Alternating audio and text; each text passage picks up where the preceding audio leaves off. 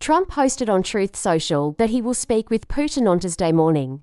He said that while there have been agreements, much remains to be worked upon. Each week brings 2,500 soldier deaths from both sides, and it must end now. I look very much forward to the call with President Putin, Trump wrote.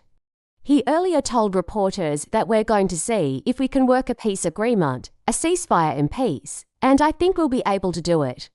The UK and France have urged Putin to prove he wants a peace deal with Ukraine. French President Emmanuel Macron hailed the courage of Ukraine's President Vladimir Zelensky in agreeing to a ceasefire proposal and challenged Russia to do the same. Enough deaths. Enough lives destroyed, enough destruction. The guns must fall silent, Macron said in a post on ex-UK Foreign Secretary David Lammy said Putin should agree to a full and unconditional ceasefire now, telling MPS he had seen no sign that Putin was serious about a peace deal. He warned that the UK and its allies have more cards that we can play to help force Russia to negotiate seriously. The White House sounded a more upbeat note on the eve of the Trump-Putin talks, which will take place by phone, saying peace in Ukraine has never been closer. White House Press Secretary Caroline Leavitt told reporters on Monday that Trump was determined to secure the peace deal.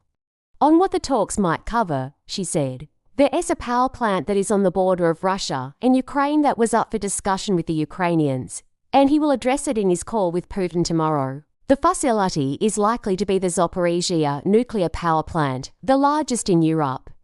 It has been occupied by Russian forces since March 2022, and fears of a nuclear accident have persisted due to fighting in the area.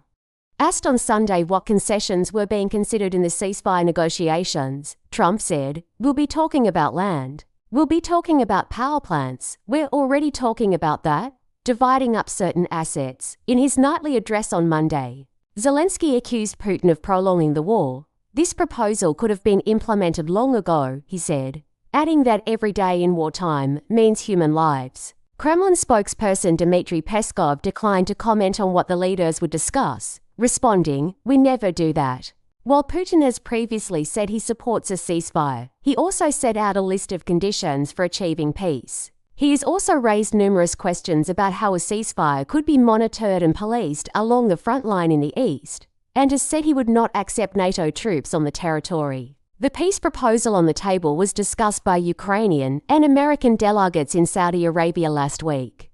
After hours locked away in a room, they announced proposals for a 30-day ceasefire, which Ukraine said it was ready to accept.